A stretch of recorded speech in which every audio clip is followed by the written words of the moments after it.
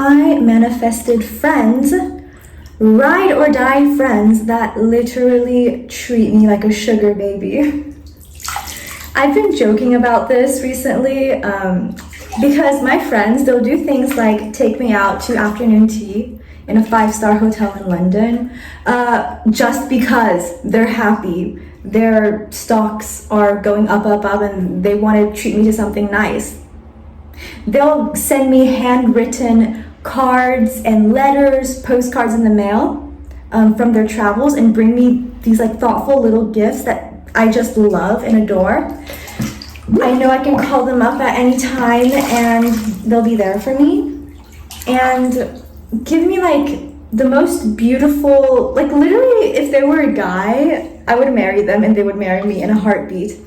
And this is coming from a girl who years ago, when I first moved to Paris, I was so desperate to just meet anyone so I would not be alone. This ended up in like making home-cooked meals for people I barely knew to invite over, and then they would like ghost me later.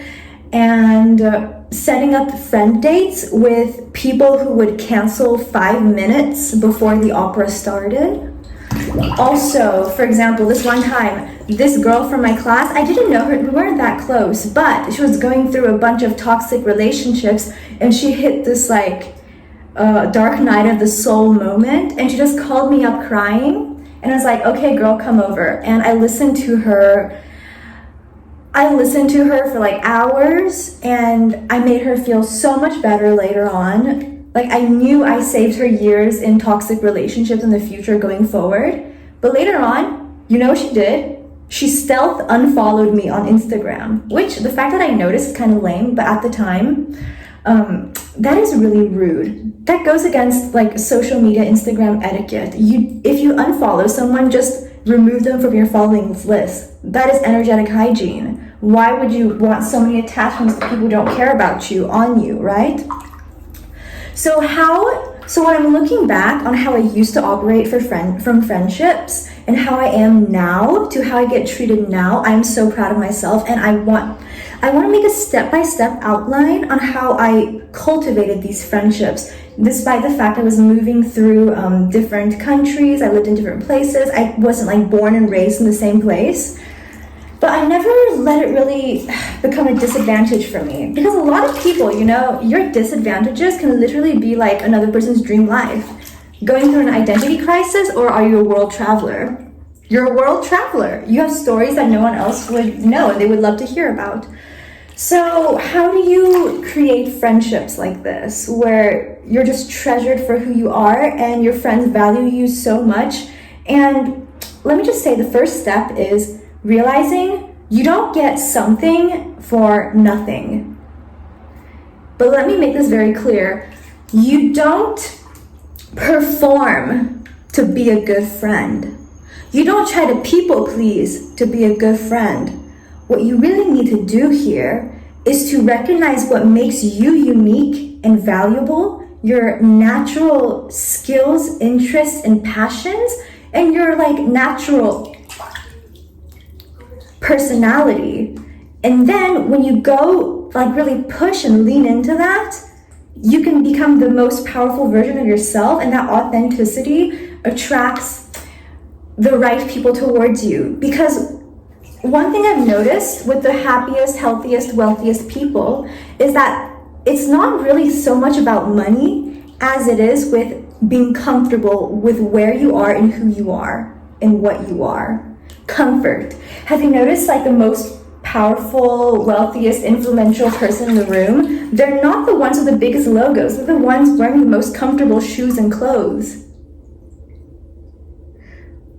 Where their posture, you can tell from their posture that they're at ease with themselves. That is true luxury. That is confidence. That is not having to perform for others to prove your worth. Why would you want to have friends that you have to perform for? So that's the first part. Recognizing your own unique talents and traits. So basically embodying that. Because when you embody what you really are, naturally good at, what your natural personality is, for example, me, I learned all of this from a combination of being still and having an inner knowing, astrology, destiny matrix, and just like meditation. So really being comfortable with going inwards and figuring out who I am, what I truly like and dislike, and what I'm like as a person, and how that has shaped and defined me from past experience and how I want to go moving forward. I don't look outwards to see what other people want from me and then try to role play some kind of person, okay? So what I did was I listed out, I recognized consciously or subconsciously all of the good traits I have. So for example, one of my natural gifts is being a great listener, being absolutely attentive and naturally nurturing and caring.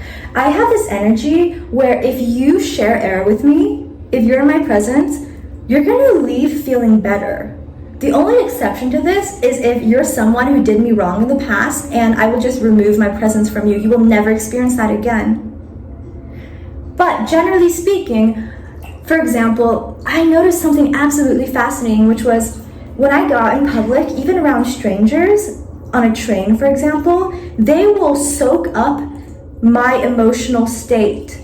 So when I'm feeling happy and cheerful and at ease, the people around me, they feel so much better. One specific example that really even surprised myself was I was outside of this tube station in the London Underground, and there was this man standing outside on a phone call waiting for someone, and he was super angry. He was like, oh, we agreed to meet at this time, where are you, blah blah blah blah blah, like so pissed. And because I know I have supernatural powers and gifts, I just stepped near this man within like 3 feet maybe, or 1.5 meters, and I just I visualized and I felt into him feeling my peace and tranquility and ease. And let me tell you, within 10 seconds, his attitude completely changed. He's like, oh, sorry, I realized I made a mistake. Yeah, it's all cool. Here, show up, I'm here. And he just his attitude totally changed. And this isn't a one-off incident. This has happened many times. So learn to observe from how people interact with you and how you interact with your surroundings on what your natural gifts are. Maybe you're really good at nurturing other people like me and you help them feel better just by freaking existing, okay? Maybe you're someone who's really good at organization and that compliments and that inspires your friends, and they just know that they're benefiting from being around you, from being in contact, in connection with you. Maybe you're really good at reading people and your friends can always come to you for life advice. Who knows? But I want you to be observant on what your natural skills are and really lean into that. And then that is where you are the most valuable. Second thing, when you're meeting new people and trying to cultivate these new connections and friendships, what you really want to be observant of, you really want to observe what version of yourself other people are bringing out. So if you're with someone and this interaction is bringing out some sort of defensive or suspicious or shy version of you, or you feel like you have to hide yourself, let me tell you right now, that is not someone you want to be around. Because love, the attracting, organizing principle of this universe, this force that brings people together, what is this? It's pretty much, love for me is being in a relationship where you see and you bring out, you evoke a better version of the other person, and the other person does that for you. It's inspirational, it's uplifting, it creates a better reality and version of yourself. That is the kind of friendship you want. And that is not one-sided. That takes a dedication to knowing what kind of person you are, what you want out of life, and what your unique strengths and weaknesses are, and really not feeling embarrassed or overly confident about any of it. So when you notice how you feel around different people, for example, you can also observe how they interact with you. So you can do these little tests, these litmus tests. Let me tell you, we as humans, conscious or not, we are constantly testing other people to see how we're supposed to interact with them. No lies are being said. To the best of my knowledge. So one example is, I noticed for me, I have this rule of I do not split checks with my friends. I will take turns paying because that creates an energy of trust. That is a manifestation of the energy of what is mine is yours and what is yours is mine. And you can trust that I want the best outcome for you because the best outcome for you is the best outcome for me. Where in life have you ever really won with these tit-for-tat friendships and relationships? For me, that hasn't worked personally. So I really lean into this understanding and knowing that I can afford to be generous and trusting, but I'm also discerning, which means I'm not losing, overly giving. And one way that I test this out is don't try to change people. Observe what they're really like and organize yourself accordingly to be with the people who are naturally, authentically supposed to be with you. So one example of this is one of my old friends from school, he wanted to meet up to go take photos and visit museums when I lived in Paris. And I was like, sure, fine. And that day I went to wait for him outside. It was really sunny, the weather was beautiful. And I think he was partying, so he slept in late, took the wrong metro, and showed up about 1 hour late to when we were supposed to meet. And let me tell you, I was not angry. I was not mad or at all. I did not reproach him at all. I just said, okay, it's good. I was listening to my audiobook. I was enjoying the weather, enjoying people watching in front of the Louvre Museum on that beautiful green grass under the sunny sky. So that's absolutely great. Sure, I'm not some kind of person who identifies with friends never showing up with me, because if I were, then I would have been angry and pissed and triggered, right? Because if I'm accustomed to a reality where my friends don't show up for me or are constantly canceling, then I would probably be more frustrated and angry when that happens, because there's some sort of resonance there, right? But what I did instead of berating him was I just observed. I took a mental note of that, and I had a beautiful day. We had so much fun going to museums, taking photos around the Eiffel Tower, just exploring Paris. But let me tell you, the second time he wanted to meet up was now in a different city. And what I did was, because I remembered how he showed up 1 hour late, because I'm not dumb, okay? I did a little test to see how invested he really is to be my friend. So what I did was, so basically the exchange went like this: hey, I really want to hang out. We should really meet. I'm like, okay, that sounds great. I didn't propose a time or a place or any activity, because if you're going to be the one initiating with me, then tell me what you want to do. Don't expect me to plan a field trip for us. I mean, I do that with my friends, but that's earned. That friendship, that trust is earned.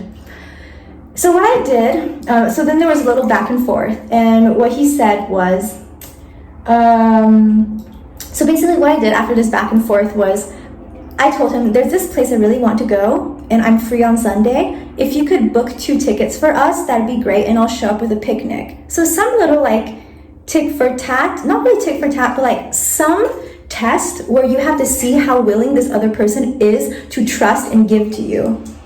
And let me tell you, when that Sunday rolled around and I did not hear anything from him, I just unfollowed him, removed him from my following. And it's not that I hate this person. We had lots of great memories together, but that is not something I want to continue experiencing in my life. And I'm not going to be the one making up excuses for why or what that person's going through. It's just okay, I've given you a chance. I've given you a little test. You didn't pass, so it's fine. Like, let's go on our separate ways, our separate lives. And I really wish you find people that you're happy with, because I know I'm gonna. I know I am. So that's a little litmus test. In the beginning stages, formative stages of a relationship, you are observing the other person and the other person's observing you onto how they can approach and treat you accordingly. And the biggest example of that is how you treat yourself. So when I tell you that you don't get anything for nothing in this world and in relationships, what I mean is, when I say my friends treat me like a sugar baby, they spoil me with beautiful friend dates, movies, long afternoons in coffee shops, talking deep conversations about life, sharing our experiences, what we learned, comforting each other, empowering each other, sending each other mail, bringing back gifts from our travels, all of that, those quality friendships, they took time, they took trust, and they took self-confidence and a knowing, inner knowing that no matter what your environment is like, you're gonna have the kind of friendships you believe you deserve, the kind of friendships that you tolerate. Because I heard this recently in some podcasts that what you have in your current reality is basically the bare minimum of what you're willing to tolerate. And the bare minimum of what I'm willing to tolerate right now is nothing less than a flat with a bathtub. And I'm not willing to tolerate friends who do less than treat me like God's gift to earth. Because when I say my friends treat me like a sugar baby, I am also telling you the things I do for my friends, you would think I'm like written by a novelist. Because you know one of the things that I do? I once bought this Le Creuset pot, which is like this really nice cooking pot for one of my beautiful friends who really loves cooking. And I knew her favorite color is cherry red. I never even asked her, what is your favorite color? I literally just observed from the way she dresses and the things she buys, and the content and the art she likes. I knew that her favorite color was cherry red. And I bought her a Le Creuset cherry red pot. It's like a brand new color that was released this year. And I mailed it to her in Switzerland. And I'm like, you know what I do with that? I'm not buying her friendship intentionally. But what I'm doing is, she sent me this like beautiful voice note and this little like unboxing video of how happy she was to open that package. And I remember at that time, whenever I needed like dopamine, serotonin boost, I would just watch that video of her unboxing and her smile. And that would literally like make me happy for the next 3 hours. The thing is, there are people in this world who feel that way about you. And part of getting to that is really just filtering out the chaff to get to the wheat. You think of the analogy of having something in your hand, like this seashell, for example. If you have this in your hand, or if you want something beautiful like this in your hand and you're holding like a little piece of garbage, you can't get this until you let go of the garbage, and then your hand is open to receive this beautiful treasure. The same goes with friendships. Every time I decided to unfriend, to cut ties, to move on from someone who was like showing up late to our meetings, or who's just like not being equitable in our friendship, I just move on. And I don't waste my time or energy or life force complaining, ruminating, feeling bad, thinking to myself how this is a horrible person. Because a lot of the times in our relationships, romantic or friendship-wise, it's not that the other person is evil in how they're treating you. It might just be the very pure fact that you're incompatible.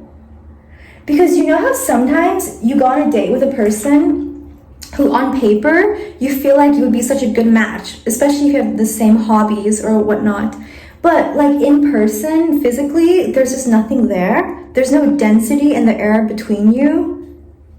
That applies to your friendships. You need to find people who truly have that chemistry with.